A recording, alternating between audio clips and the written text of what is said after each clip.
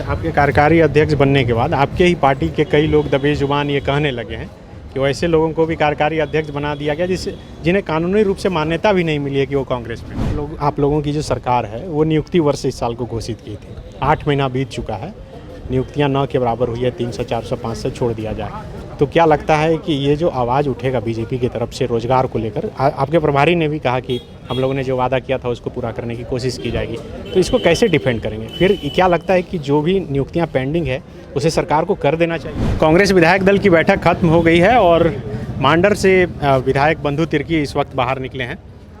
बंधु दी, पहले तो आपको बहुत बहुत बधाई कि कार्यकारी अध्यक्ष भी आप बने। धन्यवाद। तो क्या कुछ लगता है कि पार्टी संगठन में करने की ज़रूरत है? इन तमाम चीज़ों के बारे में प्रभारी जी का निर्देश मिल चुका है। फिर विधायक दल की बैठक भी हुई हम लोगों की, और इसमें जो हमारा पार्टी का मैनिफेस्टो था, जिन चीज़ों को लेकर के हमने चुनाव में हम लोगों ने गया था, इन तमाम चीज़ों को एक एक करके उसको निराकरण कर लिया जाएगा। कार्यकारी अध्यक्ष बनने के बाद धीरे बोलने लगे, आवाज़ माइक नहीं, ऐसी बात नहीं है। समय आने दीजिए, ज़रूरत पड़ेगी जोर से बोलेंगे। अभी समय जोर बोलने का समय नहीं है। सदन में निश्चित रूप से ये सारी बातों को जोरदार तरीके से रखा जाएगा। कई बात को लेकर आप भी सवाल उठाते रहे हैं, सरकार को चिट्ठी लिखते रहे थे, चाहे वो रूपा तिर्की का मामला हो या फिर कोई भी मामला हो। जिन बातों में लगा आपको कि बोलना चाहिए आपने बोला। देखिए, लैंड बैंक के बारे में भी आपको बोल चुका पूरा कि भाई जिनके लोगों के द्वारा जिनको ज़मीन दिया गया था उसको पूर्व की बीजेपी सरकार के द्वारा ज़मीन छीनी गई थी, वो जो लैंड बैंक को निरस्त करने की बात कही गई। विस्थापन आयोग जैसे महत्वपूर्ण इशू के बारे में विस्थापन आयोग का गठन होनी चाहिए। ये ओबीसी का 27% आरक्षण वगैरह के बाद ये तमाम बातें आएंगे। बंधु तिर्की क्या किसी मसले को लेकर विधानसभा में आवाज़ बुलंद करेंगे? बहुत सारे जो मसले हैं, निश्चित रूप से जो मुद्दा है उस पर किसी भी हाल में इस मुद्दों को बोला जाएगा।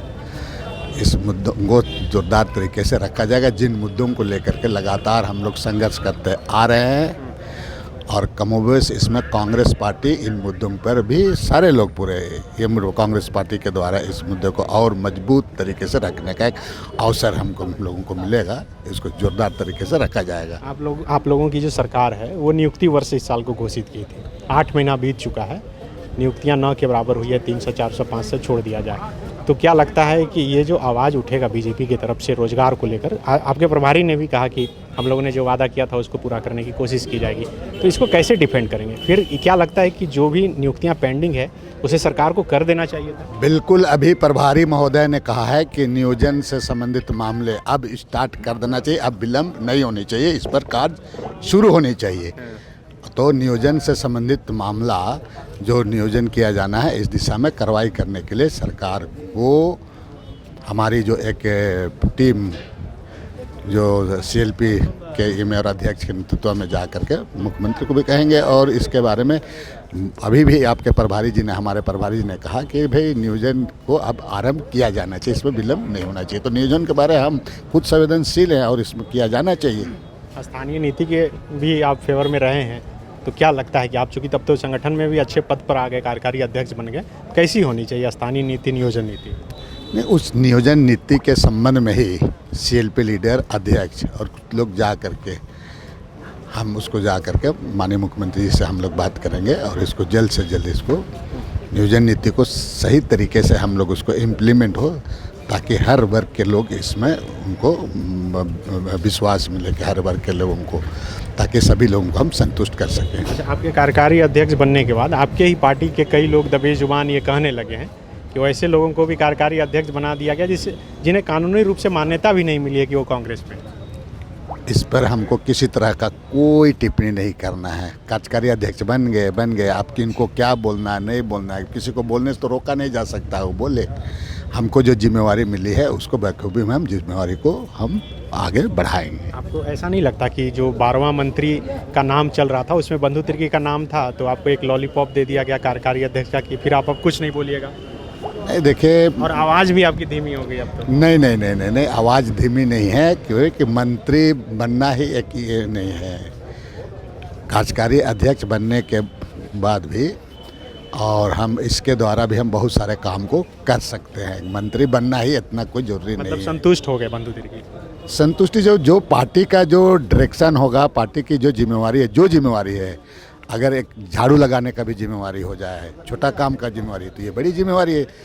पार्टी के हाईकमान के द्वारा जो भी जिम्मेवारी दिया जा रहा है, इसको हम बिल्कुल उसको सम्मान करते हैं। और बाकी हमको जो काम करना है, काम करने से होता है, मंत्री बनने से नहीं। खिलाड़ी अच्छा खेलता है, उसको मैन ऑफ द मैच, जो अच्छा खिलाड़ी खेलता है उसको तो मैन ऑफ द मैच मिलता ही है। तो इसलिए इसमें किसी तरह का बात नहीं है। अब है कि काम करने का अवसर मिला है, इस काम हम लोगों को करना है, सबको मिलजुल करके सभी लोगों का सम्मान के साथ में सभी आपको लग कार्यकर्ता। रहा है कि जो नवनियुक्त अध्यक्ष हैं राजेश ठाकुर युवा हैं, उनके नेतृत्व में अब पार्टी संगठन यहाँ ठीक काम करेगी? बिल्कुल, पहले भी अच्छी तरह से काम कर रहे थे, अब और बेहतर करेंगे राजेश जी।